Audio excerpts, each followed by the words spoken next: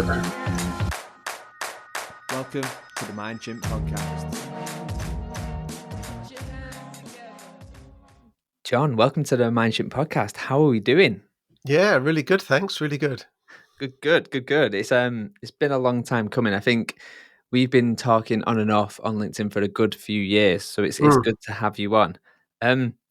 As with all my guests, before we get into who you are and kind of what you do, I ask my guests to come up with a log line, a summary of them. What would your log line be? Logline. I think that I am someone who is innately curious. So that's me. And it gets me into trouble because I kind of, I kind of go to places where people like stop and then I go further going, hang on a minute, why is it like this? I know Okay. that's a long log line, but yeah. No, that's a great log line. Innately curious.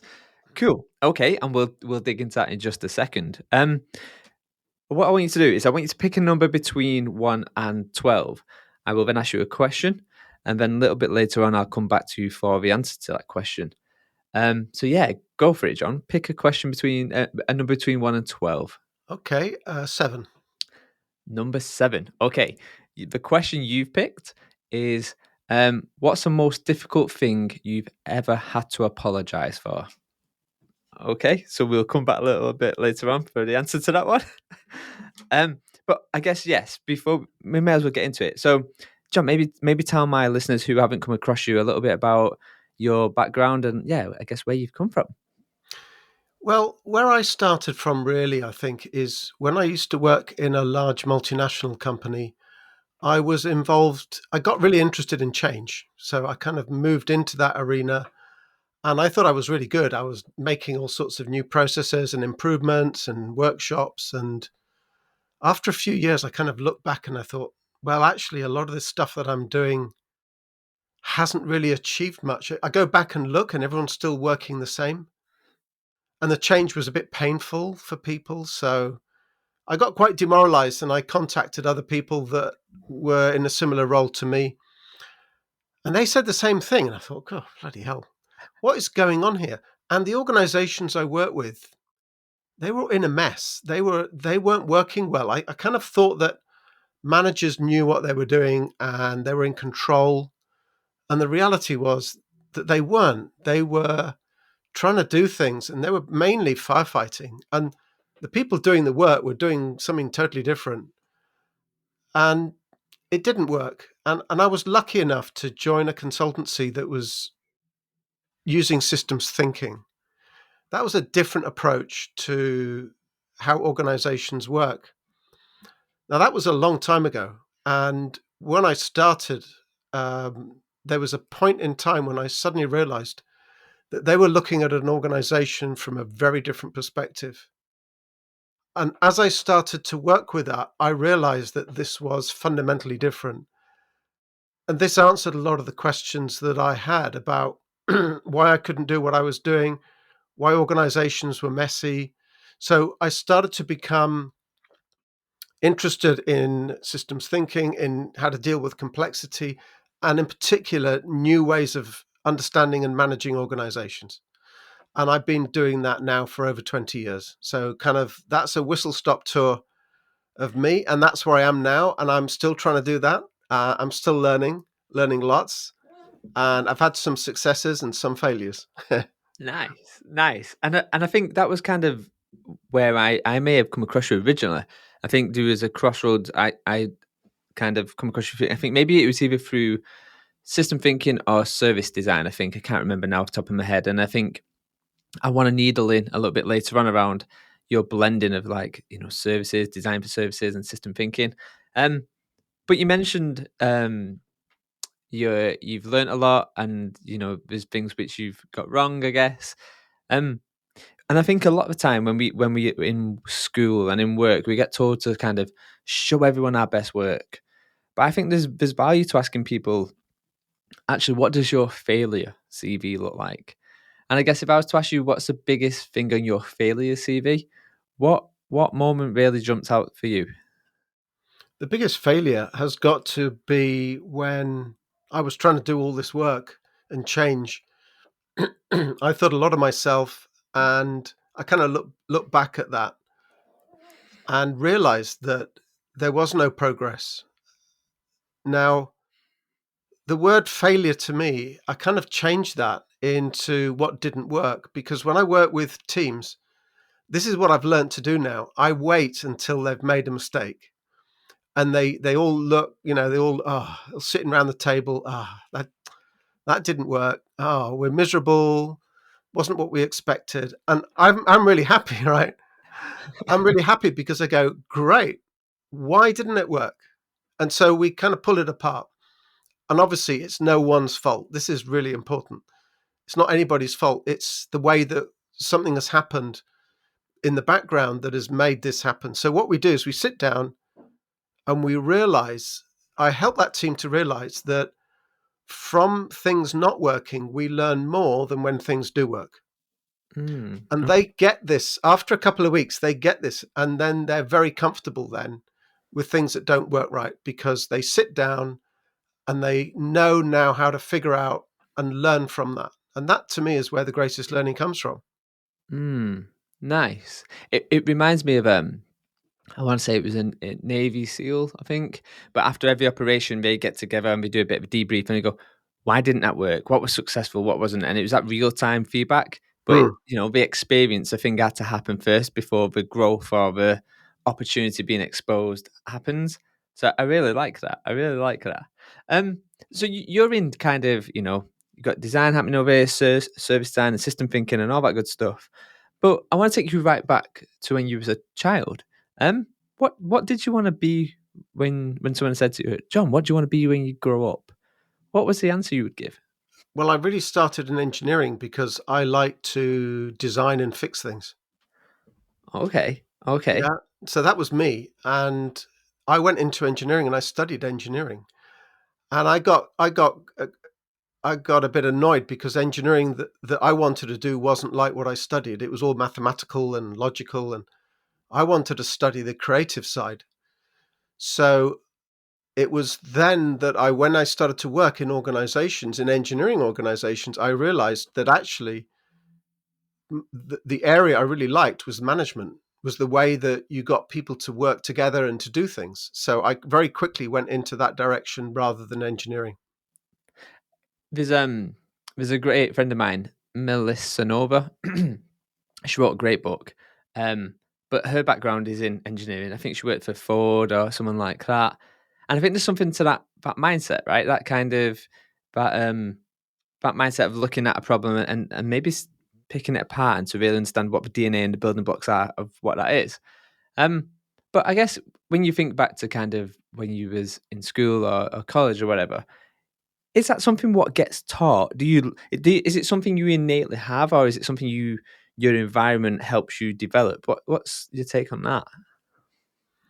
No, quite the opposite. And at school, I got quite frustrated because the way that I wanted to learn things and the things I wanted to learn wasn't there at school. Basically, had to learn stuff by memory. You had to learn facts. I'm hopeless at learning facts. My memory is terrible.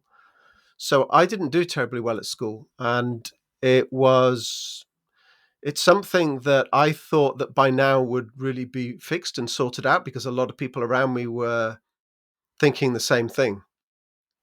And now that I understand the world of work and the world of education a lot better, one of the fundamental errors that we're making is the way that we educate children and the way that we develop people into becoming adults. We kind of train them to do good at work, to get good jobs. There's much more about life than that. And that's what we should be focusing on, which is what some countries do focus on, but not here, not where I am. Mm. Oh, I know that pain. I know that pain. It's when I was in school, so I found out in uni that I have dyslexia and dyspraxia. But throughout the whole school, I had two teachers. I had a really great teacher. We'll call her Mrs. Tucker. I had a really average teacher, and I'm not going to name him. One was in maths, one was in English. And I remember Mrs. Tucker used to give me these great experiences. She created a space for me to explore and be curious. And And even though my reading wasn't great when I was younger, she created that space for me to kind of just roll with my imagination. And then I remember the other teacher, who is a maths teacher, we was doing algebra of all things. So think of it, and it's dyslexic and dyspraxic, two things going together which just don't work. Mm. And I remember he stood me up in front of class, and I remember I said, "Oh, I can't understand this algebra stuff." And he turned around and went, "Are you thick?" Like in front of this whole class. And this was years ago, right? Like I'm 40 now, so it was a good way back when. But it's funny how I still remember that, the experience it had on me and the impact it had on me. But yet, the world which we both work in now is identifying problems and really needling into actually what is causing that. I think when I think about that kind of skill set in school and in education, design thinking, let's just use that. That's very rarely taught in schools, in most schools. Like even just the basic foundations of even just observation and understanding is kind of lacking. And asking great questions. How would you fix it though? How if you had like a one to fix that education, what would be the one or two things you would bring in overnight? Well, the first thing I'd do is I'd go to a country where they do it a lot better. So Yeah. I wouldn't try and reinvent the wheel from scratch, because that leads to lots of arguments and all sorts. I'd go to a place where they already do this, and I would observe, and I would look, and I would get some of that understanding and expertise, and I would bring it back, and I would basically start by taking a school and trying that approach with a school or a group of schools and seeing what the outcomes are. One of the things that I think's happened in education is that experts have said how we need to educate children. Those children don't have any way to reflect on what it's like for them. And when they've left school, they don't have a way to reflect. It's kind of based on experts that, I don't know, they may not be coming from a direction that I'm coming from. So I would move from experts that are academic to people that have experienced it in reality. And I think there's a big difference between the two. Nice. So I don't know about you, but when I'm talking to friends, I guess outside of our field, if you like, they don't actually understand what I do. Like if I was to go and ask my parents now, they have no idea what I do. But if you was to give one book, to 5 of your friends to say, "This is what I do," what would that book be? What you'd give them for them to Yeah, understand it? shame you wouldn't ask that. You know what? I don't have a book, and this is odd because I used to rely on books, and a lot of people rely on books, and I find now that the way that we really educate ourselves is much more on social media. Mm. So what I find now is that people go onto YouTube and go, what is systems thinking? What is complexity? That's where they go.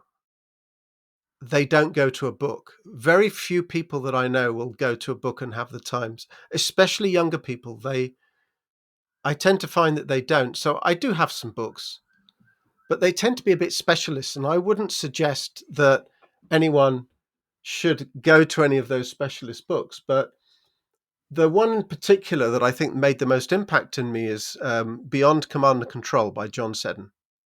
Okay. Now, Okay. if someone said, "John, what do you do?" in a book, I would give them that book. Okay. And why is that? Why is what?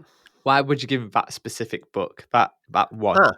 Because that was written by the person that employed me in 2002, that had this alternative way of understanding and working with organizations. So that person that had that consultancy actually wrote that book, and it basically incorporates how can we understand organizations differently to the Taylorist model that we have got used to. So just over 100 years ago, Frederick Taylor came along and said, there's a thing called management, and it's a scientific thing, and this is how it should be. So managers manage, people who do the work have job descriptions which are given to them, and each person in an organization does a little bit of work, and all added together, they make things.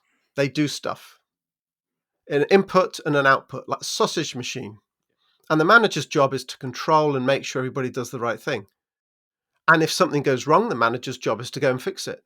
Now, that's a model. That's why organizations don't work well. Mm-hmm. An alternative way of looking at an organization is that it's made up of human beings that aren't logical.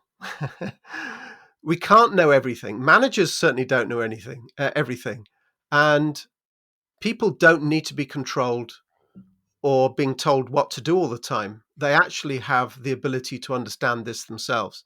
So when you start to look at an organization made up in that way, you start to see that actually the role of a manager, the role of a frontline person, and the way that we create processes and procedures, if that is different, people can work in that organization differently, and managers can manage very differently in a way that's much more successful than the way that I encountered organizations when I first started.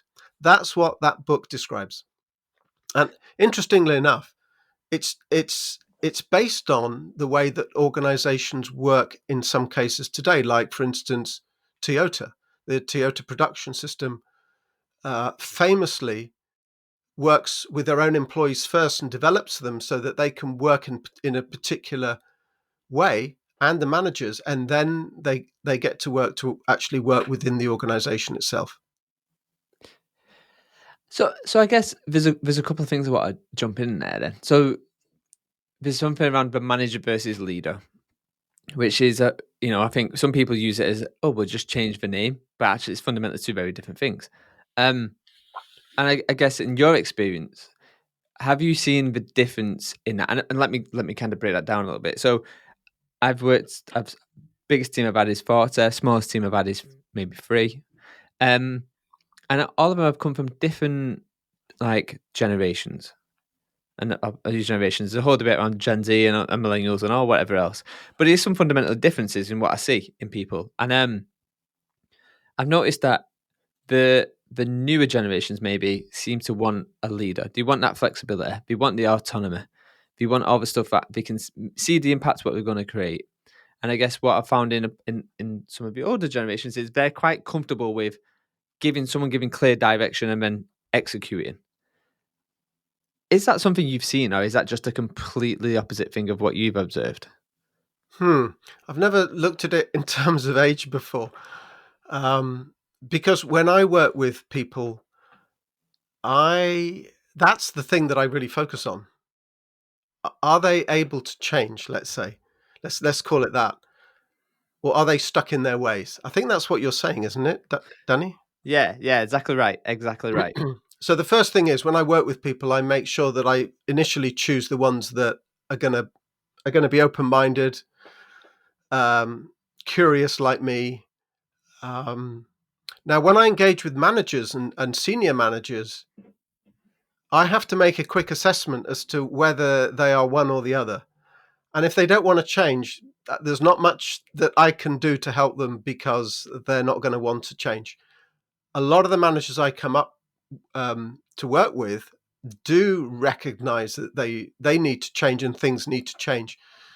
So a lot of the time it works. And that's really my job. My job is to help those people to see that there are different ways of working and to start to learn about those other ways so that they can actually shift the way that they work. I think there's something really interesting what you just said there, which is the managers have to want to change. Ultimately, they need either this beginner's mindset, this open mindset, whatever you want to come up with as a term. But I think in a lot of organizations, and often it's the ones which I have worked in when I've worked in there full time and not been brought in as a consultant. So I'm fixed term contract or as an employee there. And even when you go, these people don't want to change. They don't want to do it. There's no desire there. And if anything, the system's set up in places to reward the old behavior, to reward this old approach. Have you seen it? Is there a way in which people can get around that, right? I think there's something where you bring all these leaders into let's use a workshop, for example, and there's good intent. There's good intent behind it. But people in there often want to be there. But then you go, cool, you get people riled up, you give them these skills, these mindsets, you open their eyes, let's just say, and then they go back out into the big oil tanker, the big complex system. How do you manage that? They don't go back out to the oil tanker. What happens is that I work with a group of people on day one, and that group of people stay together. Okay. And I work with them perhaps every day for a period of months.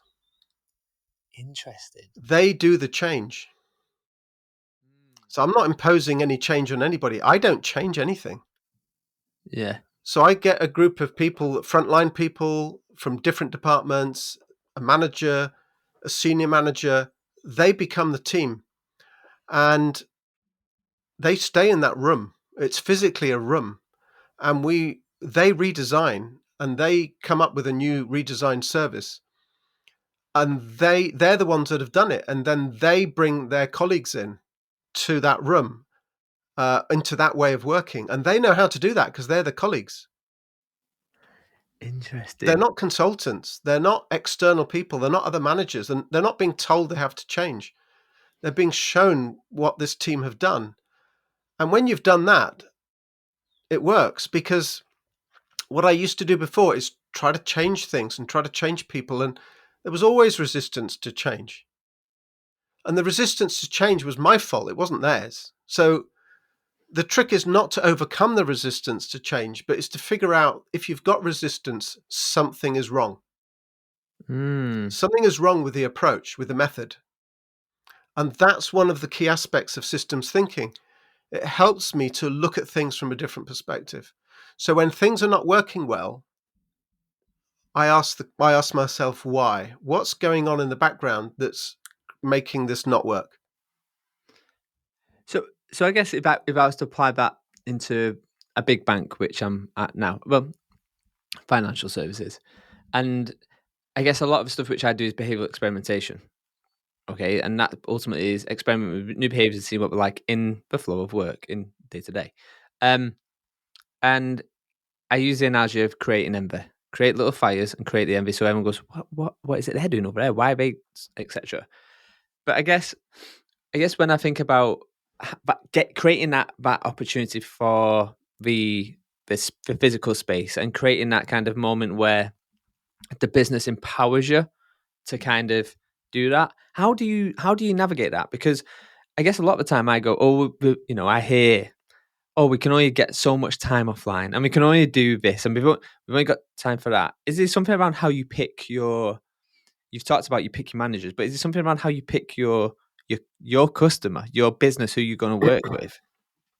Well, the first thing I do is kind of work with the senior leaders. So if I'm brought in, what I have to do very quickly is to show them that the problem that they have is not just something that should be fixed, but actually it's a symptom of something that's deeper. So let's say you've got a contact center in a bank, okay? So contact centers are places that I work in frequently.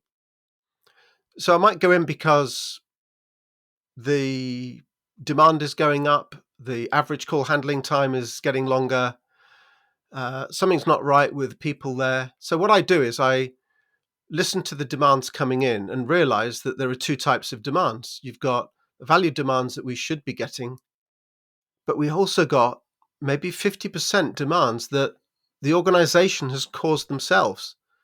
They've caused other people to phone in again and again. As soon as I show that to a leader, they suddenly realize that half of the demands coming into their contact centers have been caused by their own organization, the way that it's been designed. And they suddenly realize that actually the problem to fix is more to do with the system and the way that the organization is designed, rather than the people in the contact center. So then we have a conversation about, so what's causing all this failure demand that's coming in? And then the solution, the answer to that question is not that difficult. It's very obvious. They're very often the targets, or the fact that people are, an example is, Contact centers, very often people are managed by average call handling time, which means that the shorter the call, the better. So the more calls you do in a day, the better it is. Well, then they come up with all sorts of tricks on how to shorten calls, which basically means that the customer has to call again later or the next day. I mean, it's nuts. So you and I, we can see that immediately. We're grinning about it. But as soon as you show that to a leader, they do exactly the same thing. And they go, how can how can this be? How can we've been doing this for years and I've never noticed? It's because they haven't looked at it from that perspective. As soon as I can do that with them, we then go into a very different discussion, which is much more about the fundamentals of the way that this has been designed. And then they say, wow, we've got the potential to actually make a big difference here. How can I do that, John? I said, well, give me a team of people. Yes. And then that's the beginning. Give me a team of people who are, like you say, the right people who are switched on, open-minded, ready for it. That's it.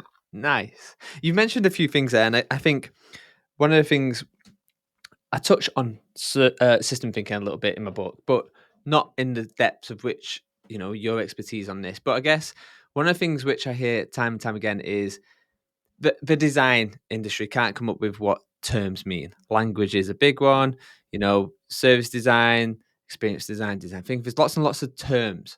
And I guess you've touched on one first, which is system thinking. But I guess for my listeners out there, maybe you could give us a bit of a whistle stop tour around what is system thinking? So systems thinking is, well, it's the way that we understand things. Okay. So going back to what I was saying a little bit earlier, if we look at an organization or a service and we see it as a machine with the managers and the workers and the control, that's like a whole paradigm. It's like a paradigm is a way of seeing something. When you can see that contact center from a different perspective of going, hang on a minute, we're not focusing on the customer, we're focusing on the target, and that's causing this to happen. What happens if we focus on what matters to the customer? And suddenly that sort of what's in their mind has shifted a little bit, not much, just a little bit, enough to get them curious. Mm-hmm. Now I keep doing that, and as you keep looking at the organization differently, you start to realize that everything in the organization isn't about departments and different things that are disconnected from each other, procedures and all of that. They're all linked together. So you change one thing in one part of the organization and it has effects in a whole load of other things. Now, that's not a very good description of systems thinking, I admit. But in another way, if you can look at an organization like a recipe for brownies, right? Okay. Where you can have flour and chocolate bits and a bit of salt and some egg. That's how we see organizations. If we want to change something, we'll add a bit more egg or a bit less egg. On the other hand, a brownie is something fantastic. It's something when you're hungry and you've done a lot of work and you eat it and you taste it. You don't think of the ingredients, you think of the brownie. It's a totally different way of seeing the same things. They're both the same thing, but you see them very, very differently. So systems thinking is a different way of understanding an organization and how to design and how to manage and how to do all the things within it. So you end up with two different organizations, one that is like the traditional way, which is like a machine, and the other way is like a group of human beings that work where we relate differently to each other. We're not fixed in different departments, and we don't have those targets. We work together, and we work to a common purpose, as opposed to separately. So that's a rather poor description, but I'm just trying to start people off at the sort of the basic level of maybe what systems thinking is. No, I love that analogy of a brownie. I love it. It's the first time I've ever heard it like that. I think that was brilliant. I think when I very first got into system thinking, when I come across it, I remember going, "Oh, this is amazing! Like this is everything what I love about it." And then I realised it isn't something new, and it's been around for a while. And then I kind of did what everyone else does, like the upsides and downsides, and why people adapt it and why, adopt it, and why people don't, and the whole kind of tension around that. And I think there's two tensions. What I hear a lot when it comes to system thinking is, if you think about system thinking being right upstream, and a lot of businesses work right downstream, and it feels like it's so big, it can become so much of a monster if you start to look wider and wider and bigger. But nothing really comes out of it because the problem is too big. That tends to be the first one, and then the second one I hear a lot is, well, isn't just system thinking a whole load of maps? At which point I take a deep breath and I thought to myself, but I guess, yeah, maybe kind of help me with them too. I guess there's two, right? There's actually how big is system thinking, and the fact that it just constantly gets bigger and bigger and bigger, I guess. How it gets bigger and bigger. Yeah, what we used to do in organizations is that when there's a problem, we focus on the problem, right? And we like push away all the stuff that we don't need. We focus on that and we go, great, we can fix this. And we can like tweak it, we can do something. And you're right, systems thinking is the opposite. Oh, we've got a problem here. So we've got to stand back and we look at how it's related to everything else. And oh my gosh, everything's related to everything. So, my head's bursting. So what we have to do is we have to kind of just understand how it works. That's what we have to do. Don't be afraid of it. Just understand how things fit together and say, where can I start? You're not going to fix everything, right? Don't try and fix the whole thing. Start somewhere. And as you start somewhere, you start to like change things. Just change a little bit and see what happens. Okay? So the way that we approach something like that is different. We don't try and fix. We just try and engage and adjust it and change it and see what happens. And we just keep doing that. So, and this is particularly true of social things, things out in the community. You don't fix them. You just you work with them. So the way to deal with systems thinking is different to analysis, let's say. You don't analyze so much. The word I use is you synthesize. You stand back and you just understand how it works. And you know what? When you do that, you find that it's rather simple.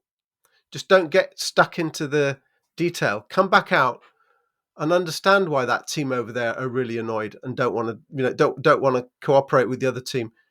And you realize, oh, in the end, it's just this. Okay. So don't go into the detail. Come out and stand back and see it as a big picture. Try and draw it on one piece of paper. Yeah, that's all. And I do this with my team. I say, okay, you've got to draw this. You've only got this bit of paper to draw it on. They think, what's going on? But I'm forcing them to just look at the high level, the helicopter view, as some people say. Does that help? Yes, no, that's perfect. And I remember a few years ago, is when I had quite a biggish team, and I was walking through kind of just because of feedback loops and stuff like that, and I was like, use this client and just map this problem. And there was like loads of balancing and reinforcing and whatever loops. And I was like, this is how complex it can get if you give it thinking time. But I think a lot of I'm a big fan of sleeves rolled up. Like behavior change happens when you roll your sleeves up. It's a doing sport. It's not a thinking sport. But I also highly value the act of thinking and thinking bigger and more not abstract, but like you say, zooming out. So that was super helpful. So, and I guess what's your bounce back when you hear people go, isn't system thinking just a load of maps and a load of templates? So when people come across systems thinking for the first time, they very often come across the tools that you use in systems thinking. Those are just the tools. It's not systems thinking. And sure, you can use them, but it's not the same thing. So it's a bit like going into the design realm and going, oh, I'm going to take this project management tool and use it, it doesn't mean you're suddenly going to be able to be a designer or use or be a good project manager. There's a whole load of concepts. And so each tool and each method, like the iceberg model, let's say, if you look at that, people use it as a tool, but actually it's basically, it's not a model. It's a representation of an important set of concepts. And because we read books or look at things on social media, we jump at those canvases or tools and we kind of pull them out and go, I'll use this. And you use it, it wasn't any good, No. The look at the concepts behind why that was created. And that's what's the important thing. So when I help people understand this, that's what I talk about. I talk about the concepts, and then we start to use the tools. Mm-hmm. Honestly, you could not have just summed this up perfectly, Mortimer. And I think there's something around all the gear and no idea. Like, I hear it a lot, and I think All the that, gear and no idea. I like that. yeah, like there's something around, you can have the best toolbox in the whole wide world, and you can use all these cool methods and tools and templates, but ultimately, if you don't understand the value of the thinking behind it and the application, and actually when to needle in or when to go, this isn't working, how can I get people there and do something different? And I think a lot of the time, and this is the book what I wrote was exactly that: the fundamental, the brilliant basics, the foundations. There's hundreds of toolboxes books out there. Like, and we're all saying the same guff anyway. Like, I just feel like there's something around, a lot of organizations rush to do the tools, and then they skip over these foundations and these concepts and these fundamentals because they want the shiny shiner. They want the quick fix.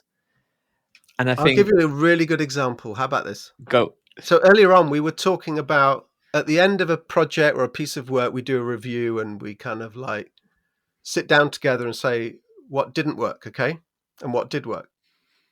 So let's say you've got a group of people that do that in a room, and they're in a traditional organization, and their manager's in a room. Right. How open and honest are they actually going to be? Yeah, absolutely zero. Some of them are going to have gripes about another person. They think, well, it was their fault, but I'm not going to say. I can't say that in this room, but I think it was their fault. So I'm going to say things that kind of say, well, it wasn't me. I did a really good job, and we did this, and I don't know why that bit didn't work, or we'll come up with superficial reasons why it didn't work that were not the real ones. Like the project scope wasn't very well defined, or whatever it is. Or the client didn't give us the right information.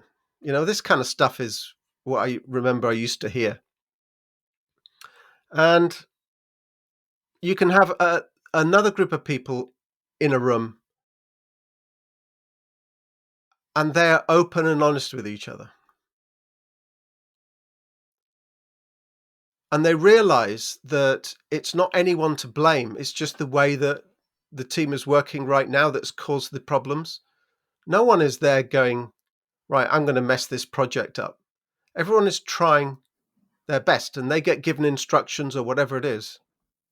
So this second group of people, they don't have to prove anything to each other, and they don't have to, more importantly, they don't have to prove anything to their manager, because the manager realizes that this is about learning. So the second group are there to learn. And because they're there to learn, they explore and they go deep into the systemic reasons, the causes of why these things didn't work, instead of the superficial. So that to me is an example of the difference between a tool and really understanding the concepts behind it. You can't just suddenly move from team 1 to team 2.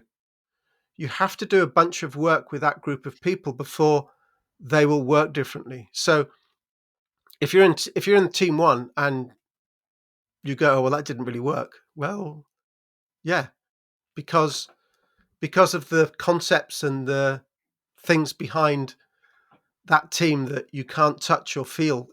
it's not a physical thing. It's all about the behaviors, the mental models, the fear. Fear is a huge thing in traditional organizations. Huge. But it's never discussed. It's never really recognized. We never talk about it. The fear of rejection, the fear of it not being accepted, et cetera, et cetera. So, the fear of consequence. There's a lot of time around the fact of what do we do if I do make this, not risk, but I do the experiment and it doesn't pay off, and the career consequences of it. So I want to touch upon there's a piece in, I think it was on your LinkedIn, around product, service design, and then design by service. Maybe walk us through a little bit about that kind of progression, I guess. So my background isn't in design. Even though I did study a bit of design in engineering, that was kind of product design. The services have been designed for centuries. We've always been designing services. They don't just suddenly appear, right? We've always been designing them. And the people that have been designing them, the majority of services are designed by managers. The ones that run organizations, they're the ones that change the services. They're the ones that basically say what processes and procedures should be in there. And certainly a few decades ago, there was something called like the quality movement, which was a movement of people that would, a lot of this was based on some of the learnings from Japan, but it was also based on like scientific management, about how you go around and you look at problems and you identify them and you approach them from different angles and you fix them. So there was a whole load of tools and techniques around fixing problems and making organizations more efficient. So people used to go around with stopwatches and time people and all that kind of stuff. Now that's the background I came from, mechanistic improvement. So when you've then got, and then you've got a discipline called systems thinking, which was a group of people that were mainly academic, that came up with all these things, and some of them were consultants as well. So there were also a lot of designers in systems thinking. Akoff was a very famous one, for instance. And then you've got organizations that work differently and design really good services.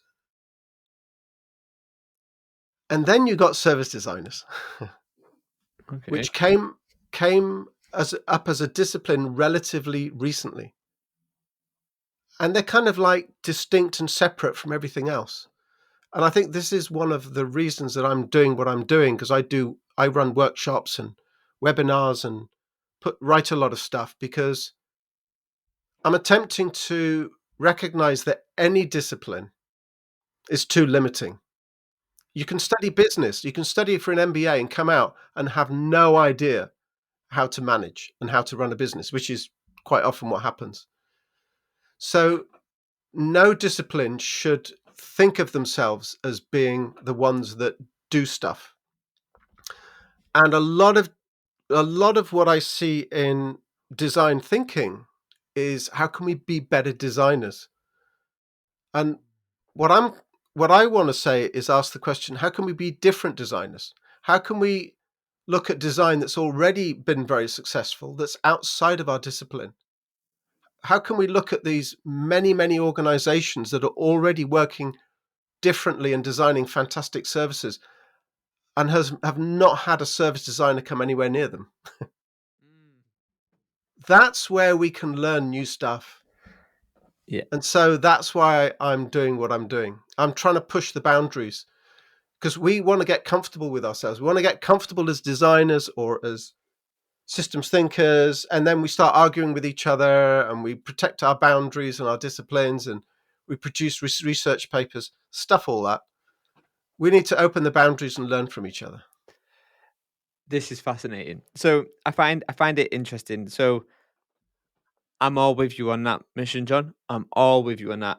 But I find it interesting when you speak to people, especially designers, certain fit in a box designers, and be like, oh, we need to think, if you put them in a design thinking workshop, like, we need to think bigger and better. And then as soon as you invade on their turf, it's like, these are my Lego. they're your Lego. We don't cross. And it's fascinating. But I was at a conference a couple of weeks ago in Edinburgh, and I was sat. It was an innovation conference, right? I sat around all these people, and I just started talking about kind of biomimicry, and I started talking about speculative design, and it just went all over the heads. But as soon as I dropped in design thinking, it's like, oh yeah, design thinking. I'm like, I'm coming here because I need someone to challenge me. Like, but it's why is that? Why is it we want our customers to stretch, but for us as and say for us, but for designers, they do not want that. They want to stay within their little field, I guess. So this is an area that I didn't invent this, but other people have invented. How do you help people to see things that they don't see? Yeah. And one of the things I've learned about that is that I can show you something, Danny, on PowerPoint. I can show you presentation, and I can try and convince you of something that I think is wonderful, and I'm trying to get you to also see that it's wonderful. And that's kind of a logical approach. That's sitting in a room, Mm. and that's looking at something logically, and you're using your logic to understand it. But if I took you, Danny, and I put you in the contact center, and I put a headset on, and you listen to those demands, and you suddenly go, wow, this person has just had this level of service and you see the reason for it. And we go back to a room and we discuss that. The conversation is very, very different. So I've struggled with your really important question with other people. And we know that the rational approach doesn't help to push past people's boundaries. What helps is for them to see it for themselves. So when I do my workshops now, I don't talk about any of that. I just show them an example. I say, well, this is what the team did. Wow, look at this situation. And everyone goes, yeah, look at that. And then at the end of it, they suddenly realize that they're looking at something and go, yeah, of course that's different. Of course that's not what I do. And of course digital design wouldn't fit that. Great, you've just seen it. But I didn't tell you that. You've seen it for yourself. Nice. Now that's what I do. That's how I have to work, because it's the only way I think that I know to answer your really, really important question. I love that. There's I think it's letting them see it. That's brilliant. That's brilliant. I find it interesting as well. I think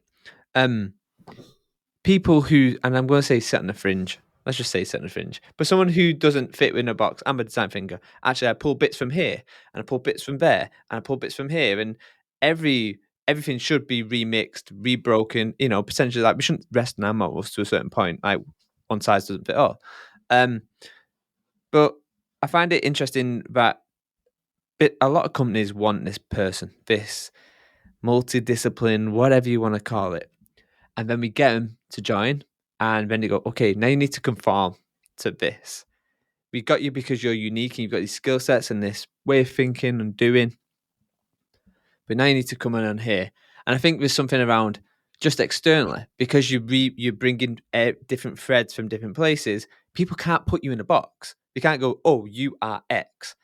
And for me personally, I've enjoyed that. But it's also bit me in the bum a lot of times, because people can't, people like to sit in boxes, put people in boxes. How have you overcome that yourself? Because, our conversation here is you're exactly that. You're pulling things from here and enabling people to see it. Like, how do you sit with that uncomfort of not, of being on the fringe, I guess, on the I guess, pushing them boundaries? I've never found it a problem. What an answer. Okay. I don't. When I started, I used to call it something, right? And then people used to go, okay, well, I'll Google that, or I'll whatever. I don't call it anything now. So that explanation I gave you, where the team sit in a room and do different things, they redesign. I kind of say, well, we have to be in a bubble. We have to be in this protective room where other people can't interfere with what we're doing. So we got this bubble. This organization I'm working with, they call themselves the bubble. That's it. Nice. Full stop. They don't know the theory behind what this is. They don't know that some of it is from here and some of it is from systems thinking or complexity. I haven't gone into that level of theory with them. I've just talked about the concepts. And I don't name the disciplines that they come from. So I don't have that problem. That's smart. And then if someone says, John, what are you doing here? I'm helping this team to redesign their service. Yes. Do you think a lot of this is, when we think about, I don't know, X design, Y design, there's something around the marketing of it, right? Like there's something, it's easy to market if you say, oh, we're doing design thinking and we're doing this. And I think sometimes it gets in the way of the things what we're actually trying to do. But I guess for a young professional, or maybe not so young, someone coming into, what we do, how do you help someone on that development journey? Because they're coming in, they've maybe heard, I don't know, design thinking, IDO is usually the first one what gets mentioned when it's design thinking and whatever else. Like, how do you help develop that? And this question's coming from, I have a team right now, and I've adopted a team. I haven't picked the team, I've adopted it. And there's a couple of people on my team who are really hungry. Like I love it. I love it. They're super, super hungry. But it's like, right, how can we do what you do? I'm like, the stuff what I've been looking at isn't something I can just do overnight. It's stuff I've been thinking about for years. And like, how do you help feed that hunger of these people who are maybe new coming into what you do? If there are people in the team that want to kind of learn more about what I'm doing, if I tend to work with them every week, there'll be a day every week where I'll say, right, Monday afternoon, we're going to go into some of the concepts behind what we're doing. The people that want to know will turn up, and the people that aren't interested, they just want to get on and do stuff, won't be there. And then we start talking about some of the concepts. And I do that, and they participate. They ask me questions, and those questions will help me go in directions that help them to learn more. So, for instance, some of what I do comes from Toyota. Some organizations I work for, I've mentioned that, but they don't count less. But then there are maybe a couple of people in the team that go, oh, I want to know more about that. Okay. So for a couple of hours, we will talk about some specifics about this is what Toyota do. And this is how I've taken that and translated that into what we're doing. Interesting. And do you find, I guess one of the things which I think about is the breaking down of language. And I talk about this quite a lot. And I think you can find yourself in a real knot with language because it what it means to you is very different to what it means, and big words mean different things. And there's something around the art of being able to break down into the layman language. There's an art around simplifying things, not oversimplifying it where it loses its value, but being able to, a bit like you did with the brownie analogy, like really turn that into human language and go, I get it.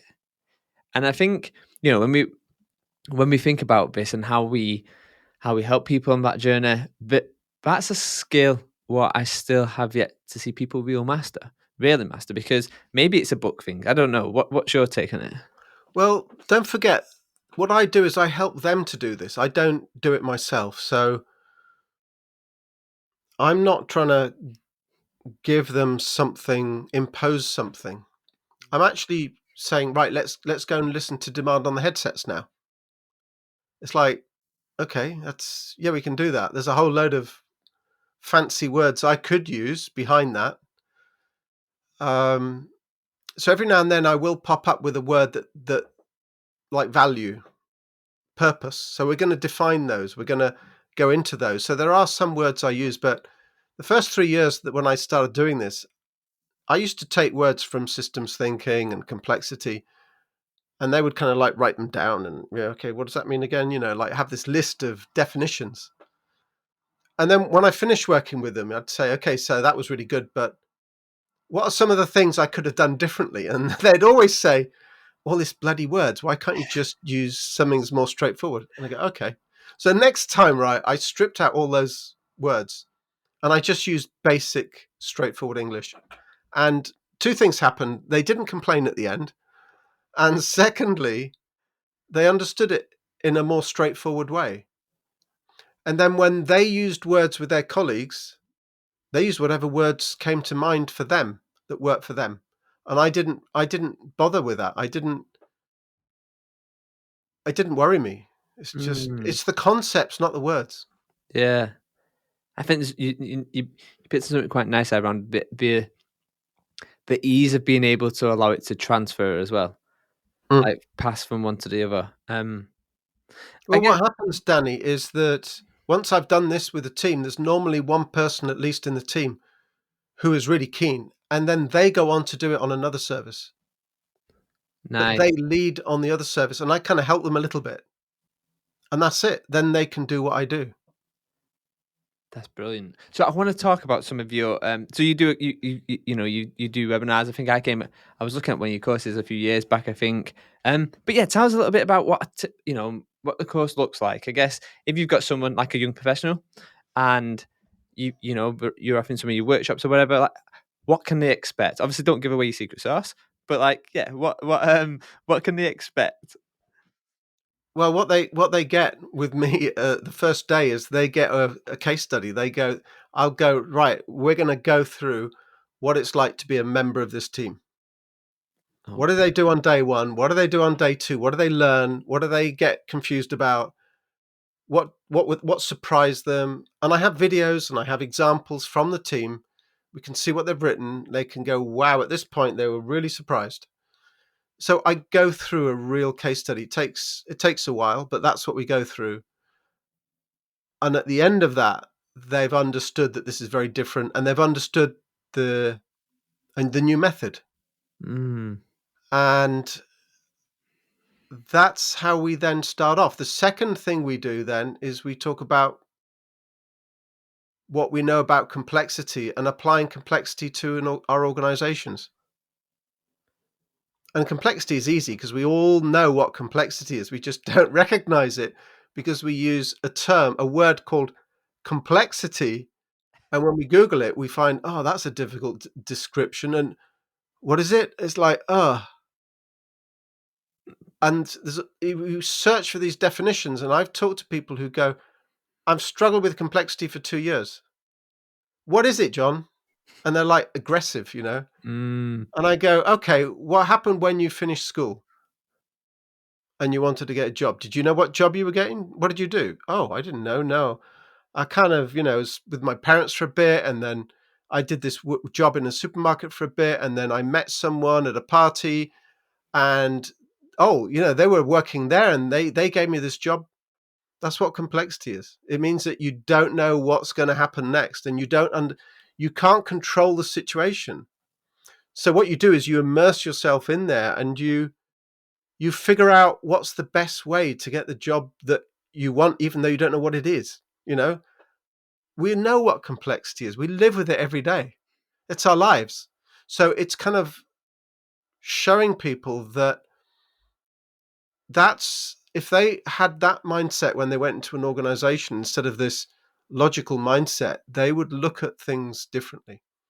So that's what I kind of do with people is I get them comfortable pushing past the boundaries that they currently have. And a lot of their boundaries are things like, how do I apply digital to this?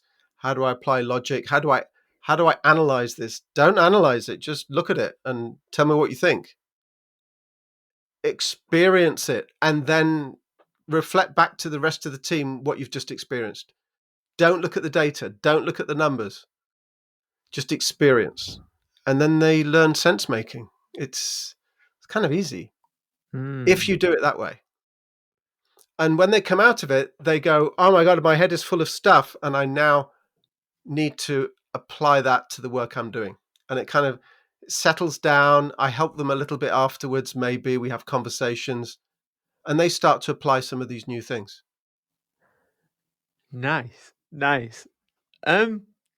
I guess I will be mindful of your time, mate, John. But I guess I want to go full circle. So I asked you a question earlier, which was, "What's the one thing?" I think it was question 7. I think you picked, which was ultimately, What's the most difficult thing you've ever had to apologize for? And take this professionally, personally, whatever. What comes to mind for you on that? I think when I first started and I was like a young manager, and this is actually very indicative of how we think about organizations and how they work. So as soon as I became a young manager, I behaved as though I was a manager, right? Now, no one gave me a book or a list to say, this is how a manager behaves. I knew it already. So what I used to do is I go around telling people what to do. And if there was a problem, I would fix it. And if some people weren't pulling their weight, I would let it be known to them that they're not doing the right thing. So I kind of look back at that time and those people, and I want to apologize to them. Because what I know now is that's exactly the opposite way of how I could have worked. That way of working makes their job uncomfortable. It makes them uncomfortable in a job. It makes them just like feel like a cog in a wheel. They feel out of control. They feel that I'm not listening to them as individuals. And yeah, that kind of did happen for a short time. And I was trying to be that manager. Yeah. Because that's what I thought I needed to be as a manager. And that was what would promote me to be a manager with a bigger salary. Because that's the mindset that you go into in a traditional organization. So I want to apologize to all those people that I work with then. And luckily, I'm not like that anymore. It's a fascinating one. I mean, you always win in hindsight, right? Like always. But I think you've picked up a really good point, which is, this is ultimately one of the key drivers of Peter principle, right? We go up, up, up, and we stop at a level, and we're like, oh, why have we got all this band around the business? So I asked you earlier, I was like, actually, when you was a child, what do you want to be? And you talked about engineering and stuff. If I was to ask you right now, as you've mentioned throughout, you're continually learning, you're continually developing. What do you want to be when you grow older, John? What would you say now? What do I want to be when I grow older? I don't know what I am now. So how on earth can I answer that question? If you ask me now, what do I do? I try to give you a description of all the things I do, but what do? I kind of change my title on LinkedIn every 6 months. I love that. So sometimes it's a designer of services. Sometimes it's redesign work. I don't know. I just want to keep doing. I don't want to do anything any different. No way. I mean, if I can do more of this, that's what I want to do. Nice. Where can people follow you? Where can people book onto the courses? Where can people keep up to date with what you're sharing and stuff, John? Where's the best place to go? Well, my organization that I have created is called Impro, IMPRO. So if you just Google my name with Impro, or just Google my name, connect with me on LinkedIn, that would be great, because I love to connect with people that are kind of like-minded, where we can share and learn from each other. So do that. I've got my workshops on there. A lot of case studies, a lot of things to help people. I'm now starting to add very poorly recorded videos, which I need to sort out. So I'm kind of trying to use different ways to kind of help people to do what happened to me when I was younger. Like, people helped me to uncover things I couldn't see. And I remember those. I remember some of the moments, that's what I want to do for other people. So that's kind of what I'm doing. So yeah, please connect with me that way. Awesome. John, thank you very much. It's been an absolute pleasure. Fantastic. It's been really interesting to talk like this. It's really good to have conversations with you about that kind of stuff. And yeah, really good.